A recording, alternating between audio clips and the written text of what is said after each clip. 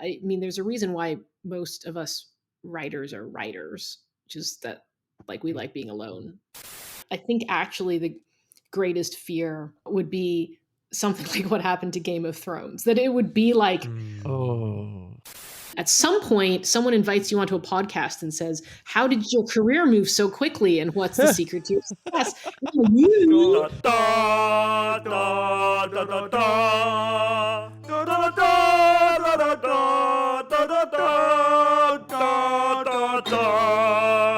Hello, everybody. Welcome back to the Ramble podcast. I am one of your hosts, Austin. I'm your other host, Richard. Today, we are absolutely honored to have Fonda Lee on as a guest. For those that don't know Fonda Lee, she's the writer of the Greenbone saga, the first book being Jade City. And she's not just that. She also has black belts in, is it Kung Fu and Karate? You have an MBA. You've done all sorts of things. Writing's like a side hobby, and you've made it work and made it work beyond what you could probably ever imagine. It's awesome. We're so happy to have you on and talk about a couple themes like, hey, this rapid rise to fame now of just your personal life versus writing. How does it work, the day in the life of an author, how you build your worlds, all sorts of stuff. Fonda, thank you so much for coming on. Thanks for having me on. Good to be here. Absolutely. I guess, Rich, for our first topic of interest here, where do you want to start? I'll let you start the ground game and we'll build our way up. Well, Fonda, would love to hear from your own words on how you kind of got started into this industry because from the outside looking in, your trajectory was just exponential. There's plenty of stories of different authors of, they write their first book, or, Sanderson, he writes 13, 17 novels, and then one finally picks up. But seems with you, like Jade City, just huge explosion of success.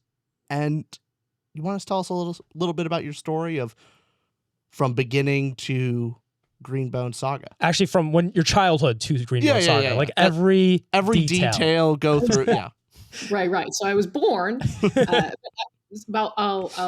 won't go quite that far back, but it's really funny for me to sit here and listen to you say that because I think from the outside looking in, oftentimes a writing career does seem like it happens overnight, right? Like a book comes out and people are like all talking about this book.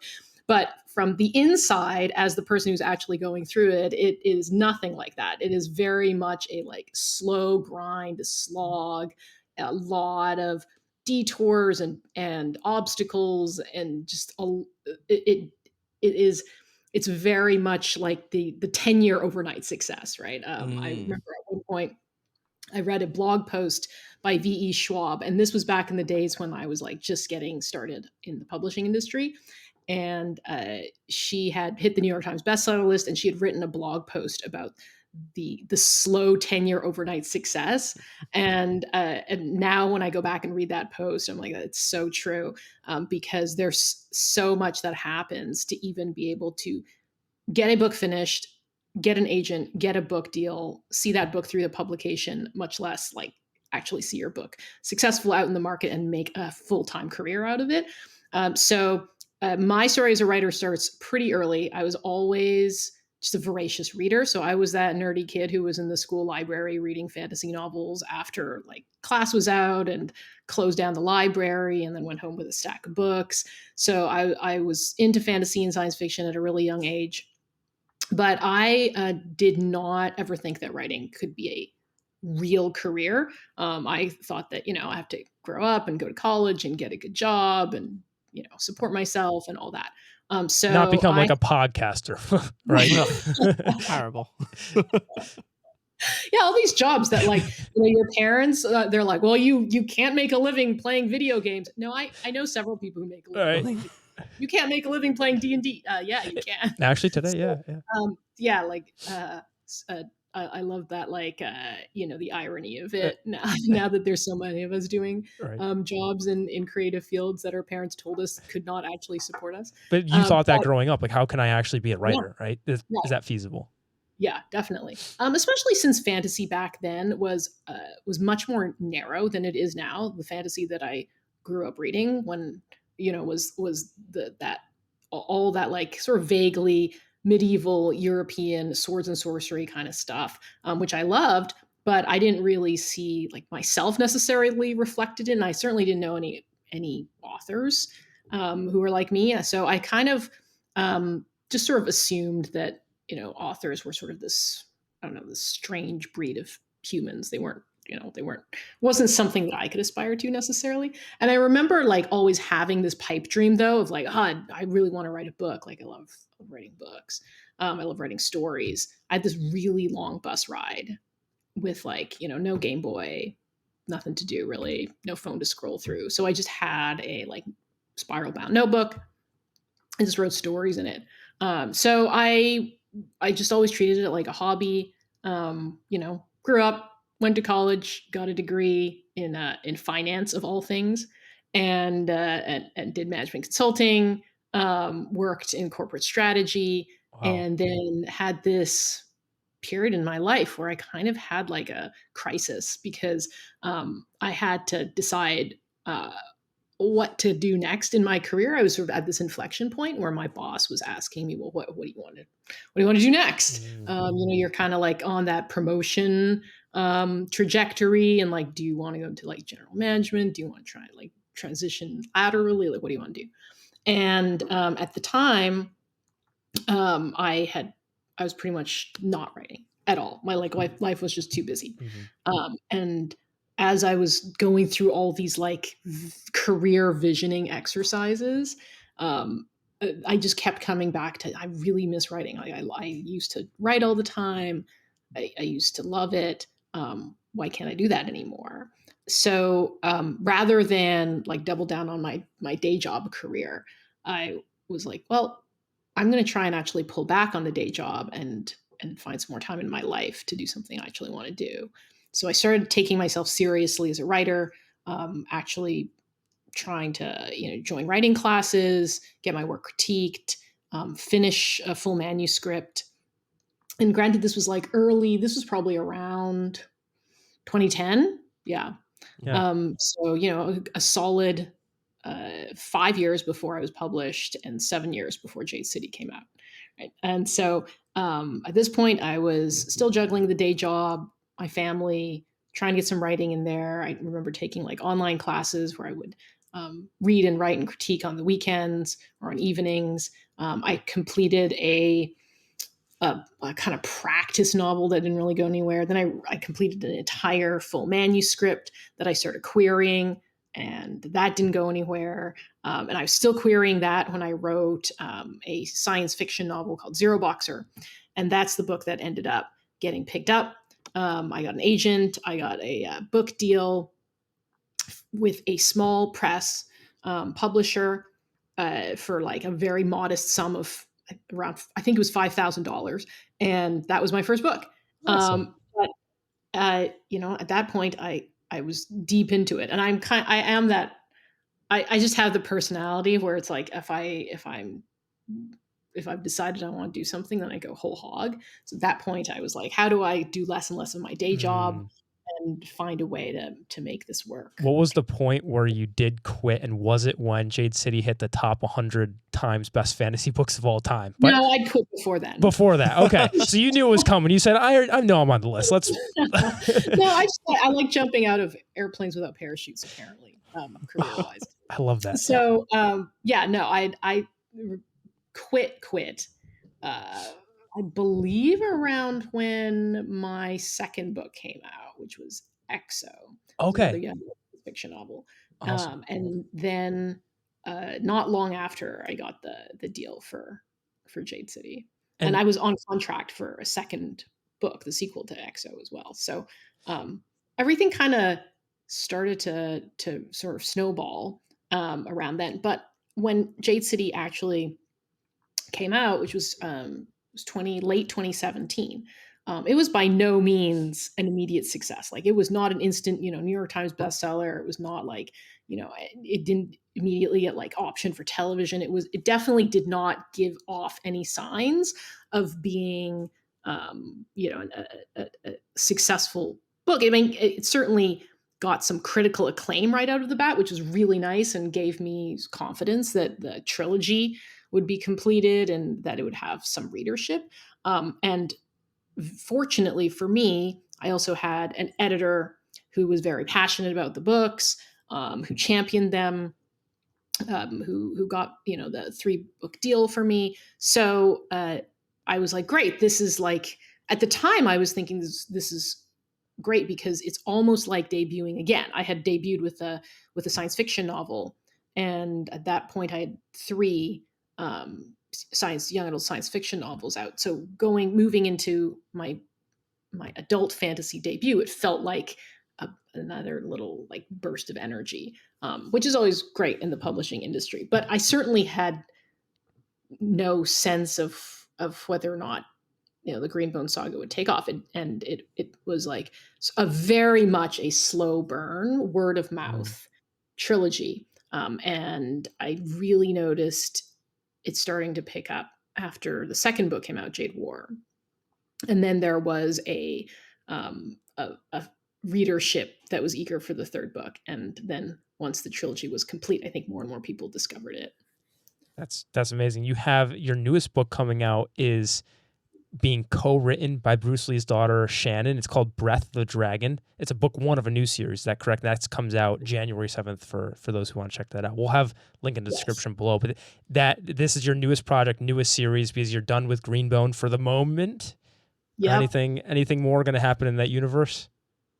Not in the near future. Okay. So after the Greenbone saga was done, I stuck around in the world a little longer, did a spin-off novella with different characters, did some prequel short stories, and then it was like, I gotta move on to some of these other ideas I have. Yeah. So I wrote another novella called Untethered Sky. Basically, I was temporarily burned out on the big, thick doorstopper novels. Yeah. So I wrote a bunch of novellas, short fiction, and then this project, the duology that starts with Breath of the Dragon that comes out in January, kind of fell in my lap. Honestly, I didn't have plans to write it, but I got approached by Shannon, and I've been a Bruce Lee fan my whole life, and so cool. This is just a cool opportunity. So how did that connection happen between you and Bruce Lee's daughter? It was a call out of the blue, 100%. Yeah, she had read my work. She had been wanting to turn her father's script treatments into something new, into a fantasy novel that could be accessible to like a new generation of people who weren't as familiar with Bruce Lee. And she reached out to me, and then we got on a call. And when your agent's like, "Oh, Bruce Lee's daughter would like to talk to you," you pick up the phone. So yes, just when you heard two Rambles reaching out, like, "Oh my God, how do I make that work in my schedule?" we can tell the urgency. Yeah, exactly like that, guys. And just before we continue, quick break from our sponsor, World Anvil. We'll be right back in a minute. Hey, do you want to be cooler than Joe Abercrombie and actually good? By giving your readers maps. Like Fonda Lee. So actually give your reader a map. Well, go to worldanvil.com. You can create maps, cultures. You can build a world in their easy-to-use web browser. Also, looking at characters and creating characters' flaws, wants, and needs. Anything you really need to structure and map out your story, World Anvil provides all these tools you can use for completely free. Check out the link in the description below. Use all of these tools at your will. And if you like the system, if you like to use worldanvil.com, you can use our code RAMBLE, that's RAMBLE, for 51% off of a yearly subscription. So go check it out for absolutely free. Click our link in the description below. Supports us, supports them. We're very thankful for them sponsoring us. And go be cool like Fonda Lee and not lame like Joe Abercrombie. That rhymes. There you go. You got it. Again, say it with me. Rhyme cool with like Fonda Lee, and not lame, not uncool, like not Joe stupid. Abercrombie. Yeah. That's perfect. Yeah. Rhyme World Anvil. World Anvil, and we're back to the episode. Very important question, since we were just talking about Bruce Lee's daughter, and you have a black belt in both Kung Fu and Karate, and I have those correct. It wasn't Crawford yes, House. that's Okay. right. Yeah. Now, have you seen the film The Raid? Of course I have. Okay. You right. are a qualified expert then. You've passed the test. The black belt is like, okay, maybe. But you've seen The Raid. That means you're qualified to talk about it. And The Raid 2? I have. Which do you like better? And do you like the films as well? I mean, I do. I enjoy the films. I mean, they're just manic, right? Like yes. I remember absolutely nothing about the plot. Oh, No. the first No, no, one, there is no plot. I mean, they're fighting their way, up a building. Yep. But like, that's all that you need to know. Yep.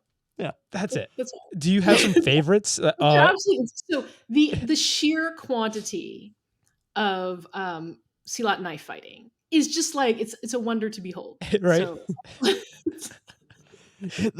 For me, it's so the movies were hard to find online of just big. I think it was on one of the streaming platforms like the Raid 2, Yeah. but it was only in English dub. That was it. Oh, You no. couldn't find it in didn't sound good. The dub was not particularly good. No. So I had to buy the Blu-ray from China Same. to get I it. also- Always do the sub. Always. Yeah, of no, course. it was worth buying that. But Yes. For sure. the first movie, like, I think they clearly knew what they were doing of just, hey, look, they're fighting through a building. They're trying to Yeah. escape a building. That's it. The Yeah. second movie had a plot. Like, there was some ideas there, and that's where it was, Right. I don't know, it was interesting. It got more ridiculous somehow, and they Yes. tried to make it an actual movie plot, not just Mm. one long fight scene. So Yeah. Do you appreciate those kind of films, or what are your favorite? I guess just because you do karate and kung fu doesn't mean you have to like those kind of films, but I imagine you have some interest in them. Do you have some favorites, and is that your favorite type? Is that why you wrote also in that you kind of like that atmosphere in your books as well? I mean, I certainly appreciate them, Okay. right? Yeah. I love an action-packed movie, but I go in with like the appropriate expectations, right? Like Mhm. I especially for the Raid, I was like, I don't expect there to be, a characters. coherent character arc. Like, I'm not looking for that. So compelling. I know going in, like I'm here I'm here for like just the quantity of violence. But I actually my preferred genre is actually what I'd say like smart action. Like I love movies that are pretty high octane but have really intelligent plot. And ideas and cool world building. Like I for example, I love Mad Max Fury Road. Oh, that's what top 3 film for Little me. Matrix, Oh, like, oh. one of the most goated movies. I feel seen. I feel seen. This is Crouching great. Tiger, Hidden Dragon. Like Oh, yeah. Haven't seen that. So you'd highly recommend? I do. Yeah. Okay. I do. Okay. I'm so far I'm liking your list, so I'm gonna have to add that as well. Yeah. So Writing it down. Yes. yes. It is down. So Okay. I love a good. For the first John Wick, right? Like the sheer amount of world building that's done around like this concept of a chain of just luxury murder hotels. I love the aesthetic that's put in. So I do like action films that aren't. My preference is for action films that also have really cool concept, really cool aesthetic, really great characters, memorable characters, Right. and some great ideas. And I like, for example, I love science fiction action movies too. Like, of course, Aliens, Minority Report, one of my favorite movies. So like, there's a lot of I try to. I think what I love in those films is that like full package of characters, world building, action, and that's very much like the ethos I try to bring into my books. Give some good characters and some cool stabby punch along the way, and Yeah. you're in for a Yeah. good time. Absolutely. Yeah. I guess for those inspirations you're seeing, just films you love, books you've loved in the past, and to where you are now, so Greenbone was optioned at one point, which doesn't mean it was going to get made, but it wasn't an option with Peacock at a certain point, and now it's back to the drawing board. But you were in that space. I guess, is that kind of a surreal moment of going, wow, my series, my books are actually going to be adapted, could be adapted, and probably will be, I imagine. I don't know if you want to drop any news on us, but yeah, I mean, it was very cool. But one thing that you realize after a while, after books get optioned, is that like nothing happens. I mean, that's kind of That's the so sad. sad reality is like Yeah. 96% of the time nothing happens. But it is very cool to start going down that path and to imagine. So it was the books were optioned, they were in development at Peacock. there is out there like a sizzle reel of like conceptually where they were going with the series. There's concept art that I got to look at. There were scripts that I got to look at. So it was really cool. It was fun to imagine. Yeah. Obviously, it didn't happen at Peacock. It's since been reoptioned. We're in talks for it to maybe go somewhere now. But who knows? Who knows?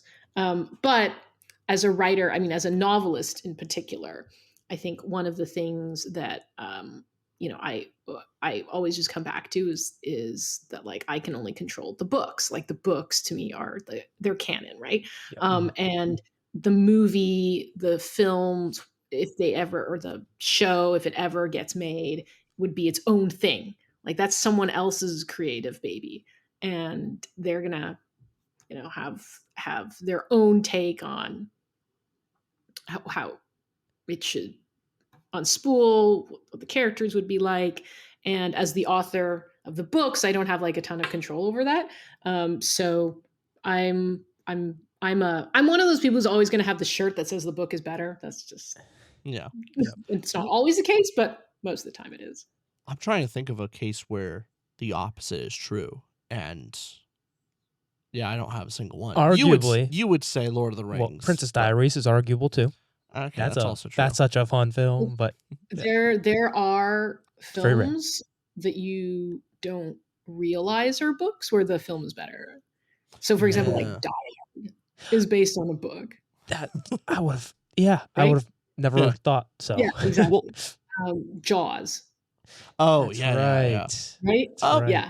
So there's definitely cases where the film is better. Yeah. Jurassic Park. That's a book, I mean, it is a book, but I'm wondering. Yeah. I haven't read the book actually, but I mean the movie is amazing. So, and the book is quite good. Is great too. But I think the film was just so groundbreaking that I'd have to give the nod to the film. Well, what would be your biggest fear as an author of a book, going into the process of making a movie and an adaptation of your works? What would be your greatest fear that would happen? So funny enough, my greatest fear is not that it would suck, because that happens. Sure. And honestly, like, I think if it sucked a lot, if it was just a complete hot mess, steaming pile of garbage, then I could be like, that has nothing to do with my book, right? I could just kind of write it off and be like, yeah, that happened, but it's not has nothing to do with me. I think actually the greatest fear, sorry to say, would be something like what happened to Game of Thrones. That it would be like, it would be close enough to my books and be promising to start, but then ruin them. Like it would supplant the books in a bad way. Yeah. That's I think my biggest fear. Or that they would just like completely, just butcher the characters and the themes in a way that I didn't agree with. But I wouldn't have been the first author to have gone through something like that. Yeah. There's almost something, I understand your point of, if it just was awful, then it could write it off. It's not, it doesn't adopt the identity of the thing that you created. Versus if it's good enough, like there's almost a disappointment where it's not awful, but it's also not great. And so when people mention it, they're thinking of the movie or the TV show rather than the book. And that just kind of gets sad. I know for me personally, think about like The Martian. When people mention that, the first thought most people go to is, oh yeah, the movie. And it's good. It's a good movie. Yeah. I just think the book is just so much better, and it's disappointing a little bit to me of like, that's the people's first thoughts of it, and that's their impression. Versus Aragon. Yeah. Nobody thinks of the movie going, oh, it's like the book, because that's kind of my nervous. Yeah, it happened a few times with like Wheel of Time. I don't like the show, but when I mention it, a few people have gone like, "Oh yeah, I watched that show. It's okay," and that's just like that hurts me of the it's okay rather than Your Right. just favorite bad. series, yeah. Yeah. Yeah, yeah. Right. Right. I I think mean, now that you've got me thinking about it, I think my other fear is that it would just the be especially because I write books that have inspiration from Asian cultures and histories that they would just like F it up. Like Yep. they would just become like horribly exoticized and become like, the Disney version of Mulan or something like that. That mean that would be the other Yeah. like Well, failure scenario that I would not want to see. speaking of cultures and everything, I'm kind of curious to ask you about how exactly you go about creating a world with existing cultures.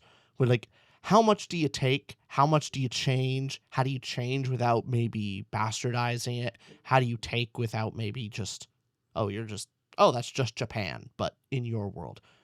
How do you go about that delicate balance of respecting a culture, but also, making it yours? Yeah. I mean, the reason why I love writing fantasy, right, is that I'm not beholden to accuracy, which is like which is great. Like Yep. I'm very much in the school of like do enough research, but don't let it become a straitjacket, right? Like I don't ever pretend that this is a specific country in the world or a specific culture at a specific time with the serial numbers rubbed off. I am trying to create something that is its own secondary world, and I want it to feel like a secondary world. That it's not. It's not just. Oh, I just transplanted, one culture or one country and moved it over. And the way I did that was I very much wanted to like create those textural clues for the reader so that you're in an East Asian inspired world in the example of the Greenbone saga. Where I'm mentioning the food, for example, or some of the names of the places, the way the names of the people, the architecture, everything that's like tangible in the story world will clue you that okay, you're like in an East Asian setting. But I don't lean into specifics that are going to like tie it down.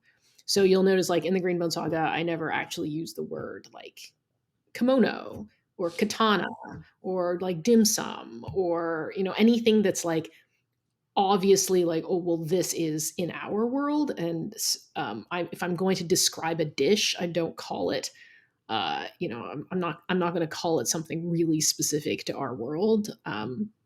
I'm going to just describe it in a way that makes it clear, like, oh yeah, this is like an Asian dish. Oh, like this, and so that that makes it, I hope, have this feeling of like, oh, this is recognizable. This is clearly like in the neighborhood of like real places that I know and recognize, but it's also clearly different because it has magic jade, right? It's like so much of that culture and so much of that world is built around a speculative element.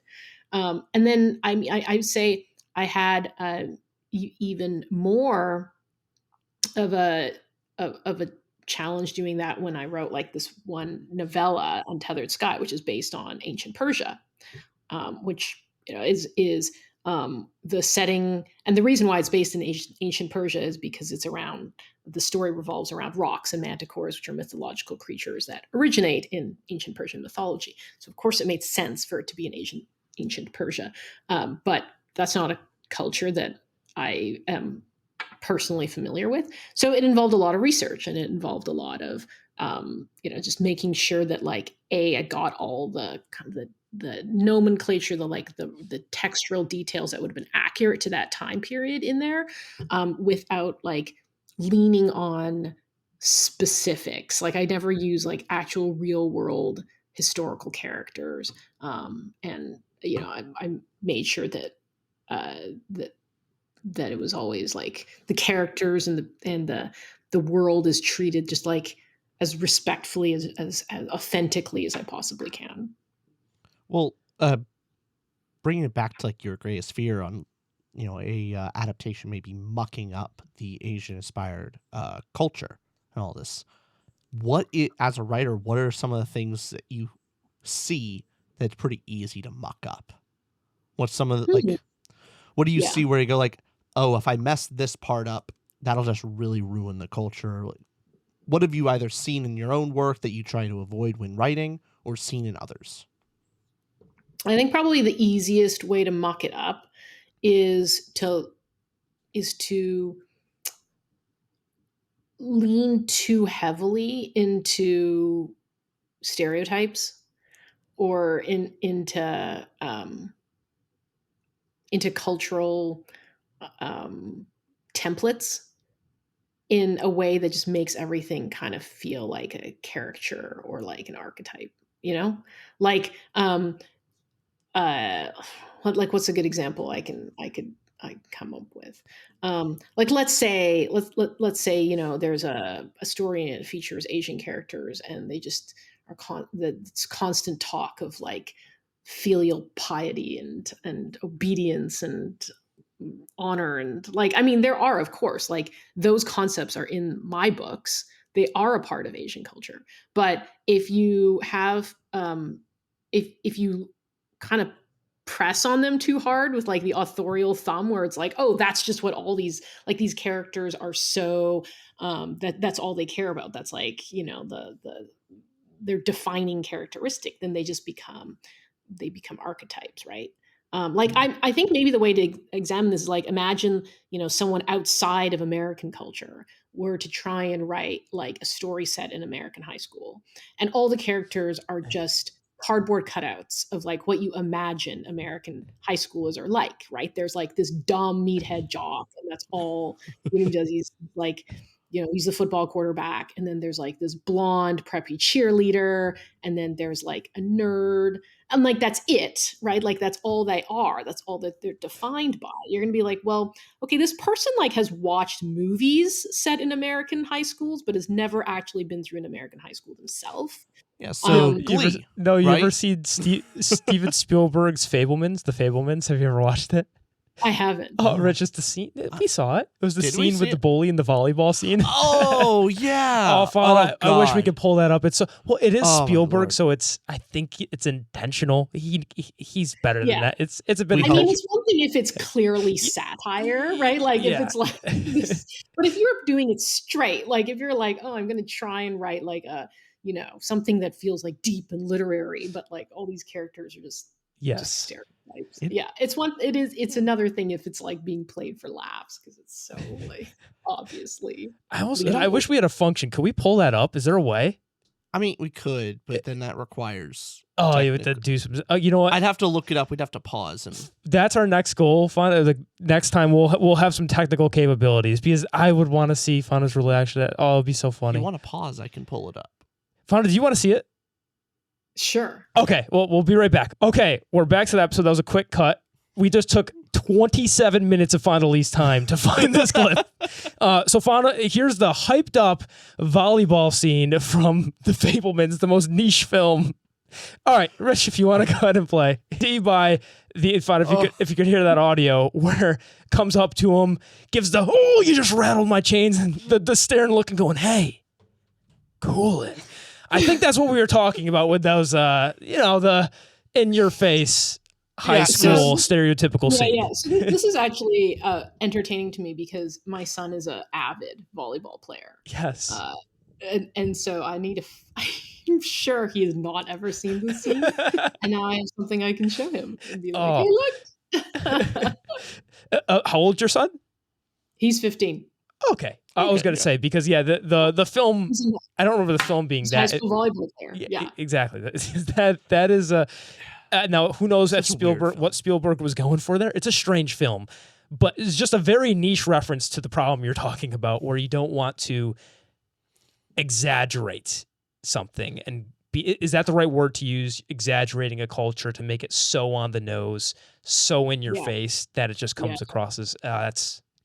Is it something of to be said of it's that the culture starts bleeding into like that's all the characters are as a part of their culture rather than on their own? Let's say someone they fix that problem, you know, like, okay, the characters are unique. The characters are more than just the culture they're from. What is a specific element of the background culture that you feel that you should get right? And what's something you can probably just like, I can be a little bit more loose at that. Like something Right. came up in your research and you went, oh, I got to make sure I get this correct, versus something else where you go, I don't need to include that. It's fine. I'll change Yeah. that one up. Yeah. So yeah, I mean, as you said, like fully realized characters who aren't just, cookie cutter representations of some stereotypical perception of their culture is certainly a good starting point. And then the other thing too is I think what you do have to get right is the values, the principles, the moral frame of that culture, right? So the other thing that really just like sticks out as being inauthentic or wrong is when you make characters, you put characters in a culture or a time and a place that feels like you've just transplanted a 21st century, American uh, teenager, young person into that world, right? And like I can't think of like a specific example off the top of my head, but I've certainly had that experience where it's like, okay, but this person sounds like they hold the values and they think and talk like a 20 something from, modern day America, but they live in ancient Rome. And you're like, no. Yeah. If you live in ancient Rome, slavery is just a thing. Like it's a part of your day-to-day life. Yeah. And you wouldn't be having you wouldn't be reacting to it the way that a 21st century American would.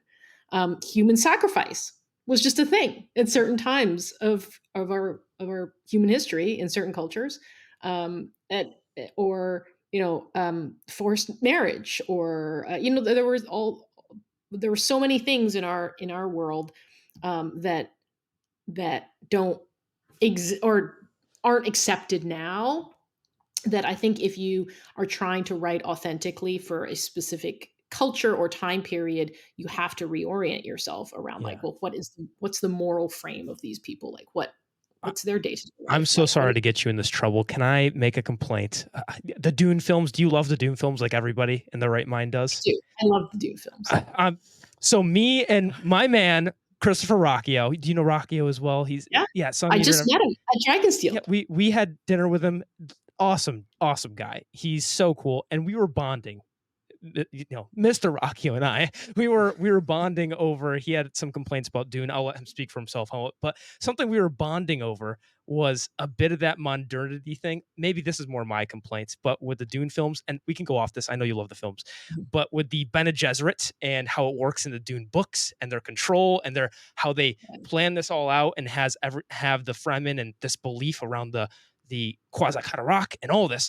And then the film kind of takes a little bit modern twist where the Fremen have multiple, they're skeptics, and it's more of a modern, like some believe, some don't. Like Zendaya and the characters there are showing more modern takes on belief. And it took me out of it a little bit because I'm going like, okay, that's definitely valid to think today. I just don't, when I'm envisioning Dune and going back there. It was one of my complaints about, and I know there's worse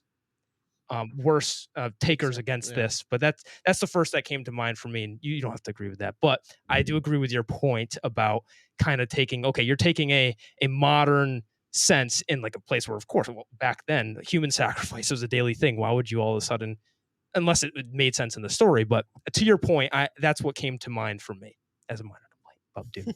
I always have to get my gripes into things that people love. That's what keeps this podcast running and the juice flowing. Anything that Timothee Chalamet touches, you're just against. I'm very envious of the man. Boy, he doesn't deserve it. Yeah. I'm very envious.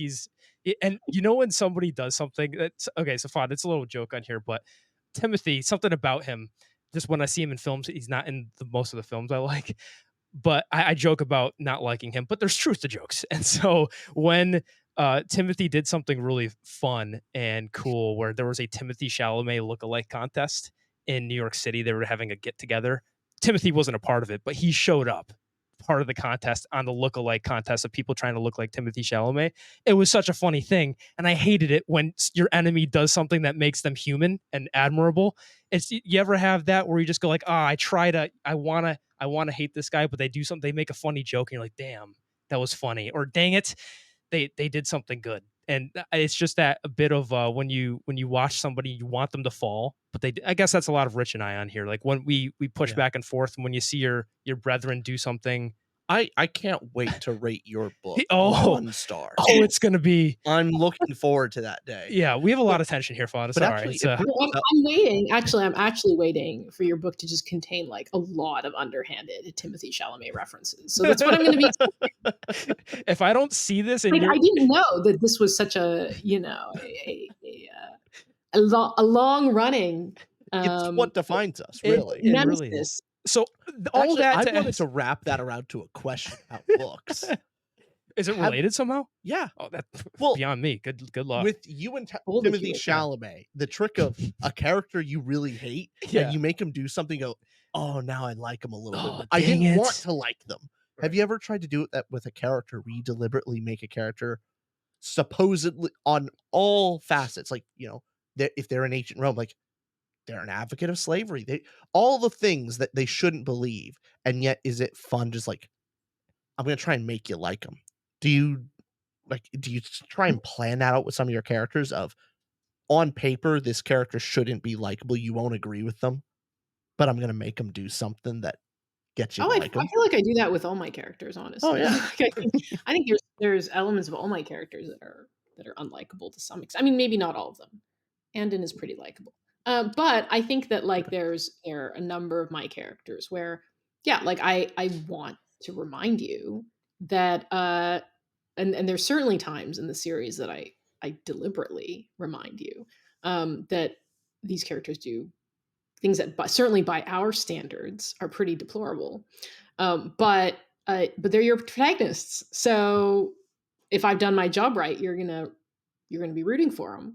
And then I have characters like there's one character in particular in the series, Barrow, that my readers hate, and it brings me immense pleasure.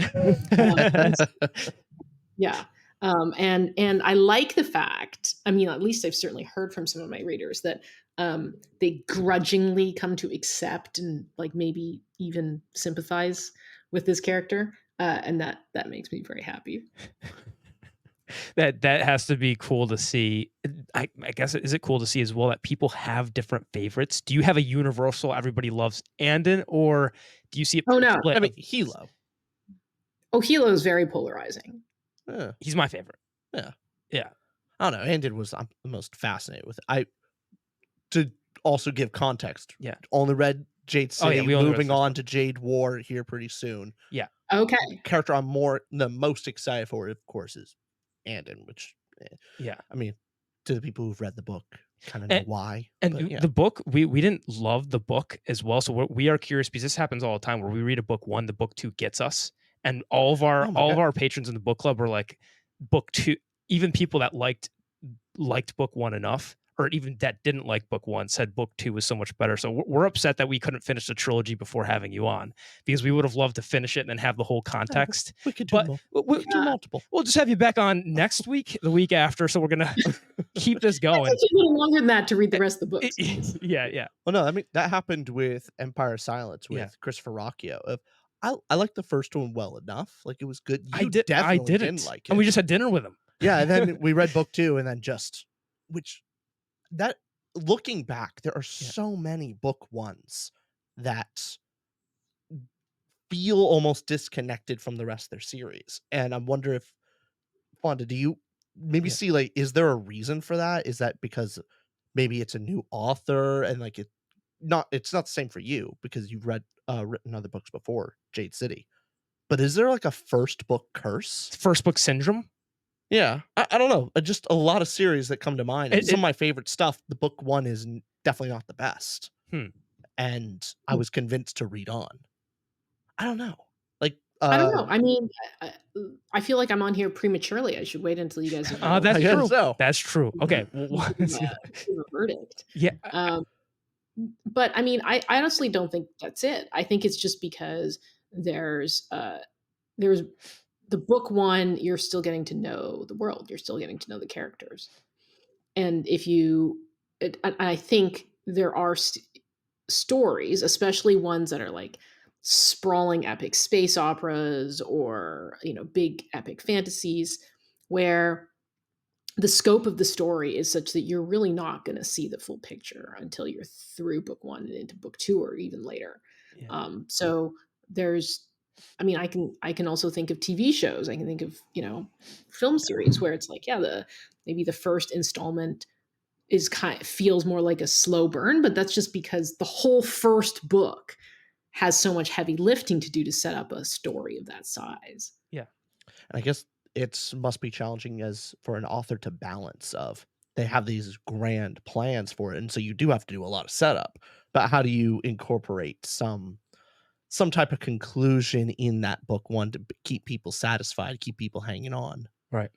I don't know. Yeah. That's a really hard thing to balance. I gotta say, for our Patreon supporter, and thank you to all the patrons out there, Jai Sadai is the one who got us to read your book for the book club. We do a book club every month with everybody, and just a personal thank you from him. He Greenbone is his second favorite series, or did it take first to Wheel of Time? It's there. I don't know which one took the cake. Hey, your spot lines right up with the Wheel of Time. I think that's, at least for me, it's a highest honor. That is a high honor. I'll take that. I love Wheel of Time. But just as, sending obviously, as you can kind of tell. Well, we can thank Jai for getting us to your books and to be able to talk with you, because that's the reason we're here. And that was so cool to read beforehand, because seeing you at Dragonsteel was super cool. That you were on some panels. You were with Dan Wells for the introduction ceremony. How weird was it maybe it's not weird for you, it's weird for us, but how different was it being at a convention and a bunch of people recognizing you? Was that new? Or is it? Are you kind of? It's not new at this point. But so many recognitions in one spot. Do you get that a lot, or what is it when you walk in a bookstore? Do you expect someone to walk up to you at this point? Oh, good Lord. No, not in a bookstore. No? Okay. Most of the time authors we're very incognito because nobody knows who we are, right. Which is great. I can go to the grocery store in my sweatpants. It's fine. Yeah. But it really depends on the con and kind of what the attendee body is like. I go to Comic Cons where, much of the attention is on the film celebrities. And so I'm just kind of wandering around like any other normal attendee. But, a place like Dragonsteel, or I, recently went to a book festival in Spain called Celsius, which is fantastic. It's all book focused. When I go to a convention that is very focused on books and genre books, that's where it feels like, living the celeb life for a few days, because people will actually recognize you, which is very cool. But means that you're very busy, because you just go the whole day. Does that feel like the perfect level of fame, where at certain places you get recognized, but then you can live a normal life outside of that for the most part? Yeah, definitely. I think I would not, I'm certainly very happy with kind of maxing out on whatever level of fame sort of a novelist can have, which is just being recognized by readers within the specific context of book fandom, which is its own little world. But there's a reason why most of us writers are writers, just that we like being alone in our in our writing cave, working in our pajamas. So that's actually it's perfect. Just step out of it for a little bit of fame once in a while, but not too much. That's a perfect transition to where we had a small game, not really a game of sorts. We try to think of something neat and to get to know the author, to get to know our guests a little bit more. And this one, the Myers-Briggs personality test. It's not science whatsoever, but it's it's our fun little thing of, oh, who are you? And I guess looking at those 4 categories, one of the questions is, are you extroverted or introverted? And you would definitely lean on the introversion, it seems like. I would say so. I'm pretty much, every time I've taken the Myers-Briggs, I fall smack in the middle of everything. Oh, okay. No. For that one. Okay. That one specifically. Which means that when I'm in extroverted mode, I'll go all out, and I'll be having a great time, enjoying talking to people, and we'll close down the party. But then afterwards, I will want to like be in a room and not talk to anybody for like a couple of days. So yeah, I fall pretty leaning towards the introverted side, but like I fall pretty smack in the middle on that one. You were talking right before this pod started about doing a writing retreat after Dragonsteel, of how you and some writers went and you ended up just sleeping a lot because of this Dragonsteel was so intense. But yeah, doing that, I imagine the writer's life, wanting to isolate, but then also when it comes to talking with people, you get that. And so right in the middle makes sense. What about for this is a big one, judging or perceiving? Basically, are you a plotter or pantser? Do you like to make plans or are you more go So with the why don't you guys flow? guess? What's that? Why don't you guys guess? Okay, I think I know. I think I've got the answer. Rich, you want to give it a I guess? know. I'm pretty sure. Fonda, you're a plotter. You're a plotter. You're definitely a plotter, right? Yeah, definitely. Okay. Yes. Yeah. No, absolutely not. How much But of that said, I'm not like a super heavy detail outline person. yeah. I usually have an outline, but it might go out the window somewhere along the way.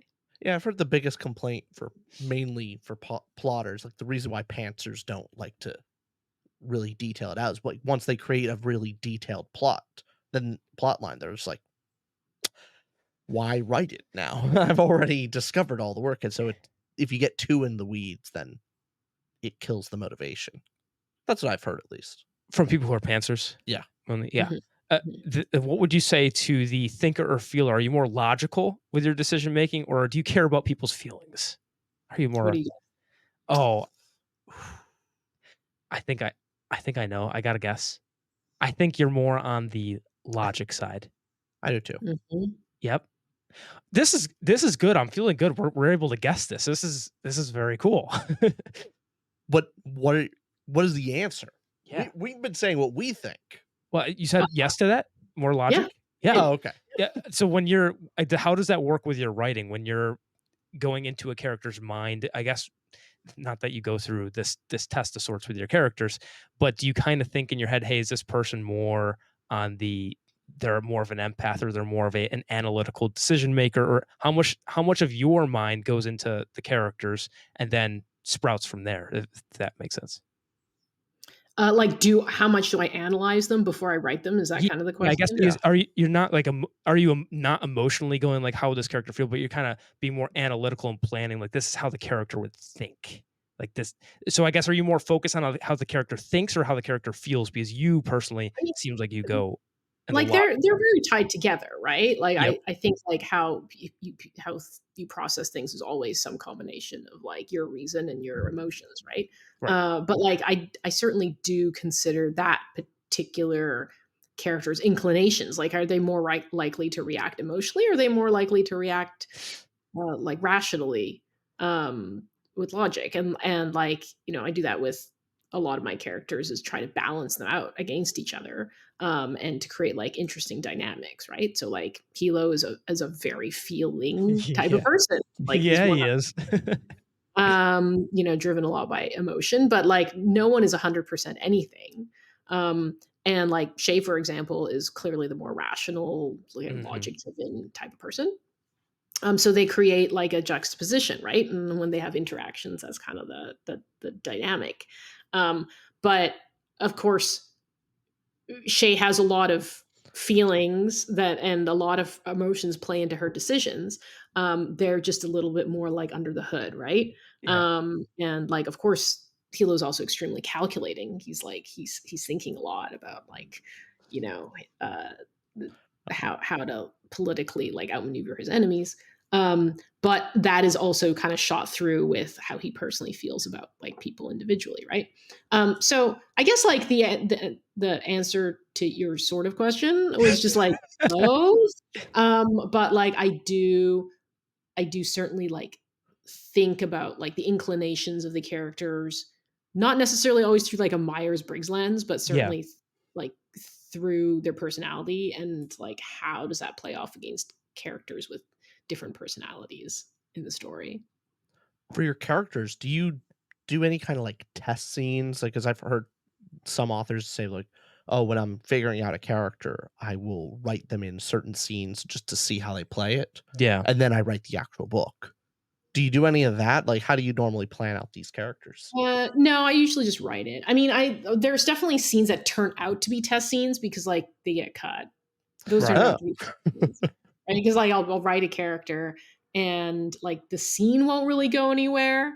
But it might have been useful as an exercise to like kind of do a scene with that character. But the scene itself might not be contributing enough to the story for it to stick around. But I think most of the time the characters kind of reveal themselves during the course of the writing, and then in revision, that's when I'm like going through and making those characters feel like more true to like who they've become during the course of the story. There's actually a great clip from Fabelman's exactly what you're. I'm just kidding. Just every segue just to show the full film. Apparently, everything's in that movie. It's a poor Spielberg film that I've never seen. So It's an enigma. It's not a great film, no, but it's also not a bad film. Correct. It's. I don't think we've. Okay, this is episode 190 something. I don't think we've once uttered this film's name. Just something about. You provoked the discussion, Fonda. So it's an honor. You're privileged to be experiencing this. Is all I'm trying to say. I will try to take it as such. So I guess big thing to kind of not summarize, but look at from when we're talking about your personal life versus a bit of fame here and how you world build. All of this comes in terms when you took that leap to become a writer, and now you're able to do this full time. How do you even balance? What is your work-life balance like? Because this is fresh, but not totally fresh. You said you quit in 2016, was it? Or yeah, so? roughly. So yeah, roughly.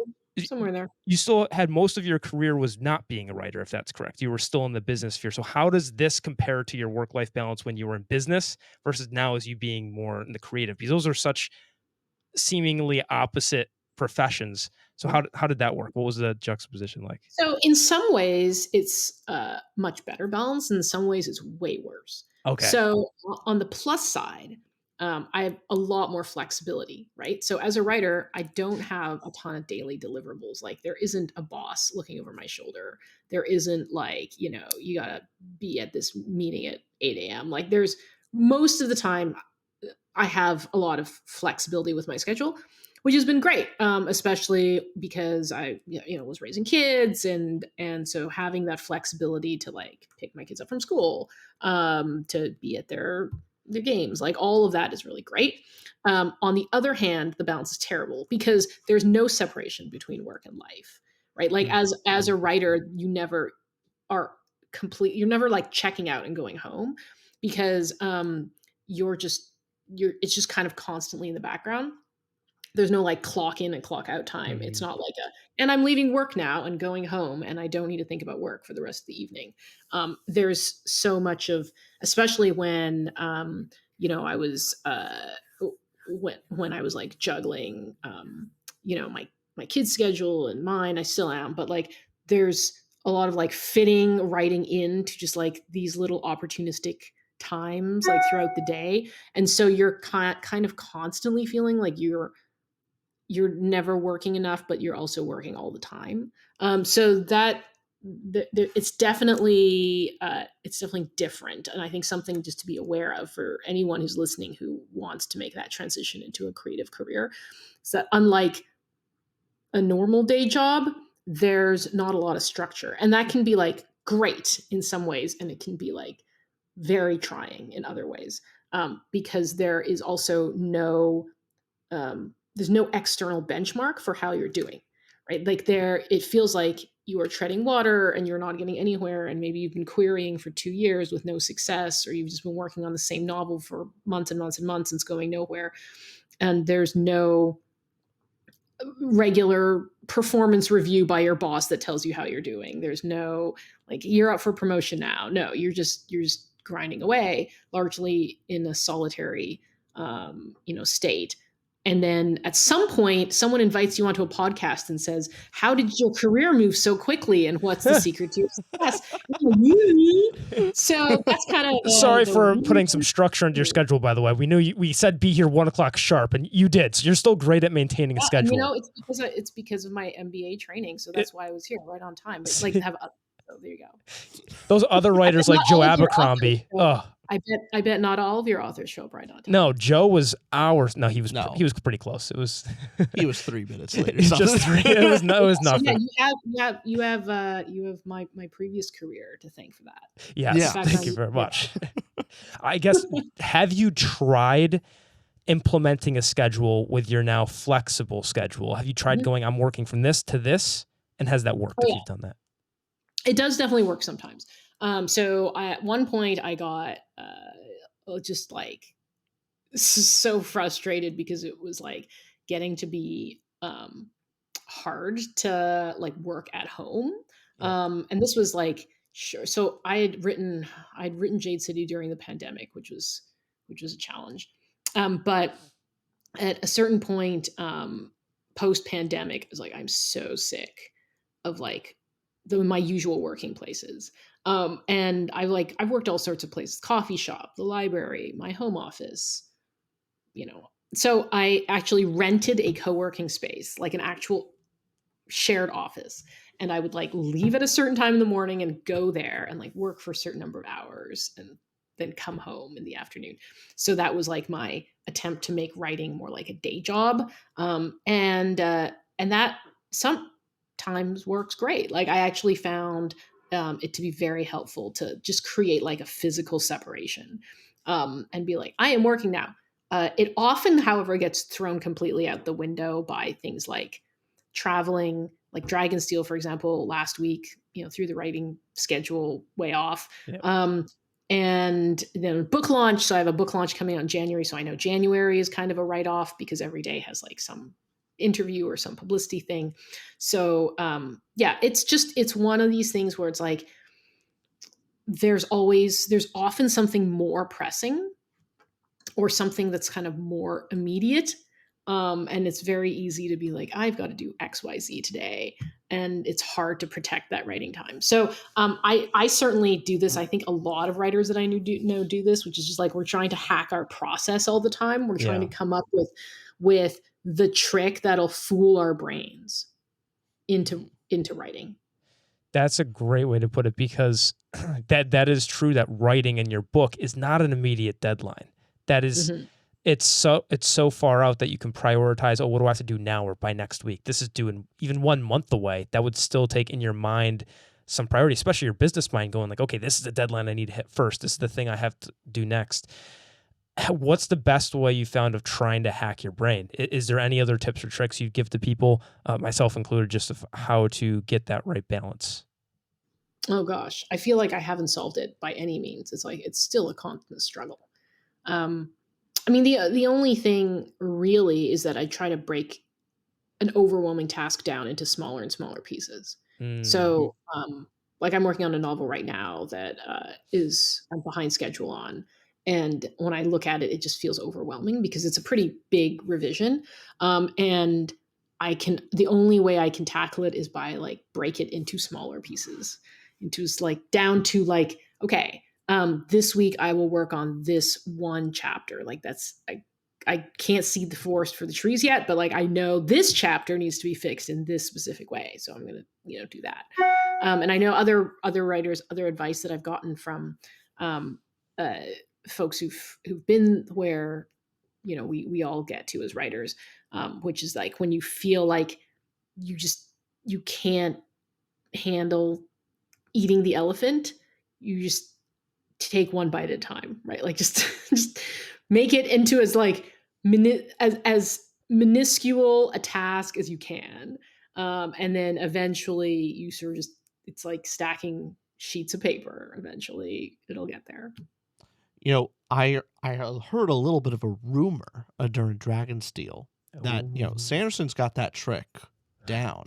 Apparently, after in between panels and different events he was going to, he apparently was going out to his car or other places and was just writing in between his own convention. That like he would go like be on a panel with you doing the introductions, whatever it was, and then write for an hour or two, and then come on back to the convention. So that guy's figured out. I don't know if that rumor is true, but I if have it no is, I idea. guess that explains why one reason why he's that prolific. I was certainly not doing any writing in between my panels. That is, Sanderson definitely has that efficiency down. And I guess you always hear people talking about writer's block, unable to sit down and actually write it. But that is the more interesting part of the conversation, not just the writer's block, but the writing hours is really fascinating to hear just how you find the time to do it. And it seems like you're still striking that balance, but the success you've had so far with all the books you've have written, Greenbone and et cetera. So clearly something is working. If you had to look back to the first book you ever wrote, and when you were juggling both having your day job and writing was just on the side, how did you even manage? Because right now you have not all the time, but your career is writing. Beforehand, when your career was not writing, for those out there that are going, hey, I can't do this full time right now. Any advice you would give them when they were in your position of juggling family, work, etc.? Would you advise something differently to them than to where you are now? Well, I actually have terrible news, which is that it doesn't actually get any easier. I'm so sorry. Yeah. And that's because as you go on in your career, you get more and more demands on your schedule. So Okay. those of you who are like, I have no time to write, I'm juggling my day job, I'm juggling this and that, I can't wait until I go full time. Don't be in such a rush, because actually enjoy this time. Like this time before you are published, when you are just trying to find time to write, is actually great, because there's no external pressure on you. Like no one is clamoring for your unwritten debut novel. Nobody knows that you're writing it. Why do you have to break my heart like that? Remarkable amount of freedom. Like think of this as like, almost this position where you're a student. Like no one is expecting you to really be productive yet. And that's actually a great place to be. It means that you can write different things. You can try different things. You can fail at a project and shelve it and nobody will care. I mean, now if I shelve a project, there's like contractual issues, right? Like that are involved. While as like after you're published, there are a lot more external drivers now. There's like, book contracts, there's deadlines, there's events, in my case, there's travel, there's teaching, there's publicity, there's all this stuff that is just kind of the ancillary work of being an author that you don't have before you're published. So even though it can be really hard to carve out the time, you only have to do that. Like you just have to write.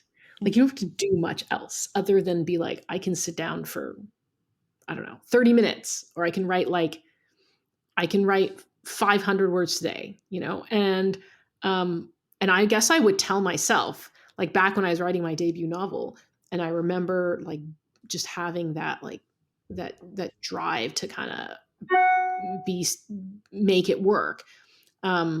Like enjoy this time. Like don't be too stressed about it, because you're the only one who's putting stress on yourself right now. Wait until other people are putting stress on you, and then.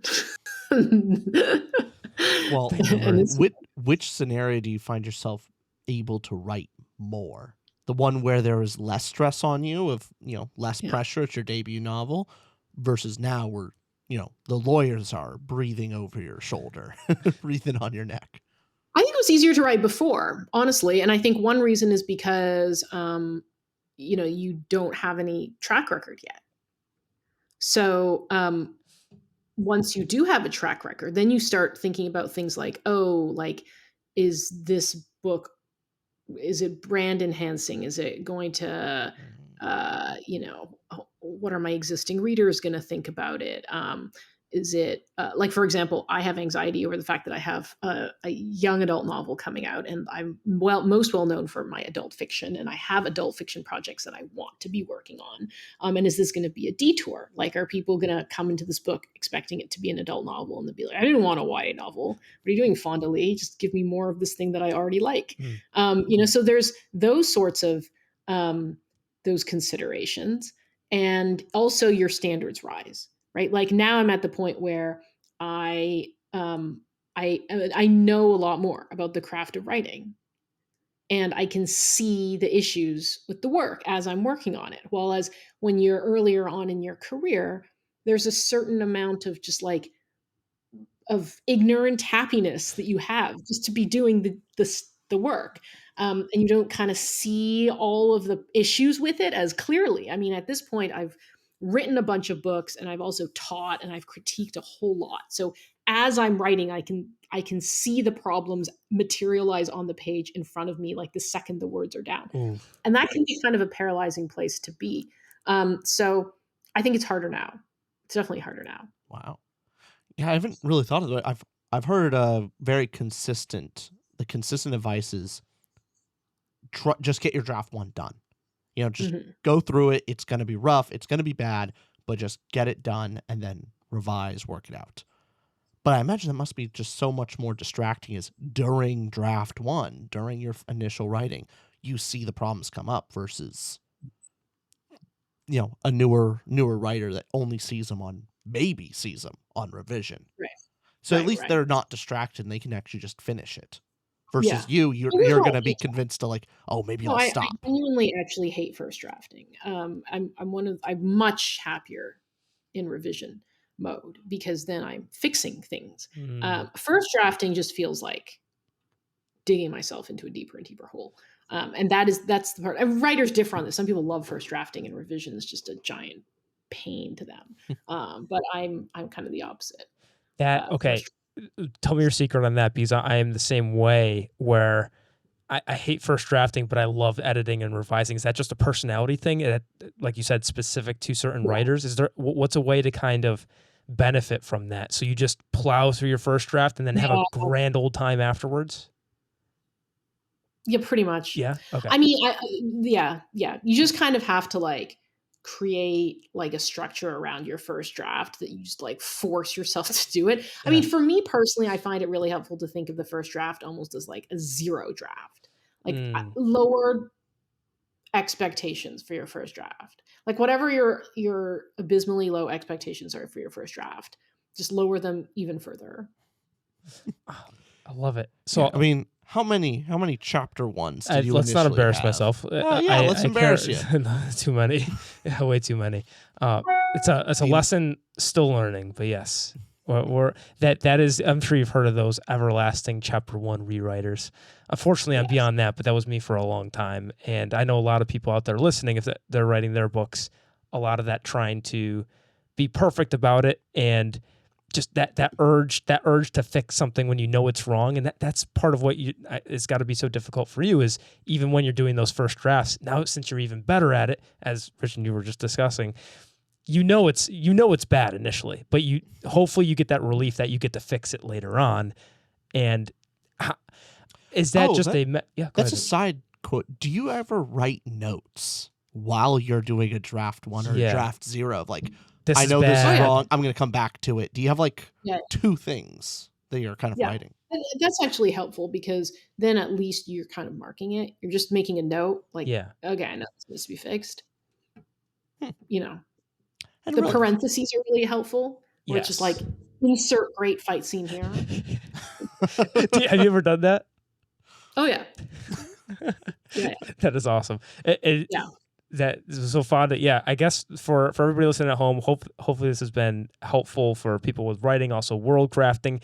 How you became famous overnight still stuns us, Fonda. It is. Oh yeah, it's incredible. Like quite literally, you went from what, like Monday, release the book, and by like Wednesday afternoon, just overnight success, offered up to Dragonsteel, like. Yeah. Simple stuff. And I guess to conclude here for everybody, as always, check out our Patreon in the description below for a book club, our merch, tutorramble.com. Also, use code Ramble for World Anvil. Don't forget about them. Thank you for sponsoring this episode. But Fonda, thank you so much for joining us. If you want to conclude with anything of where people can find you and your new book coming out, if you want to say anything to the people at home. Yeah, I mean, I can be found online. My website's fondalee.com. Super straightforward. These days I'm mostly on Instagram at fonda.lee. And I have a book coming out January 7th. That's a young adult fantasy called Breath of the Dragon. And obviously, if you haven't picked up the Greenbone Saga, please do. And hope your book club enjoys the next 2 books. Thank you very much. And we will have links to everything that Fonda just said down below. Thank you, Rich. Anything? All right, that's it. I was going to cut you off with whatever you're saying anyways. Fair enough. Damn it. I mistimed that one. I'll have to get better. All right. Fonda, thanks again. Bye, everyone. Thank you.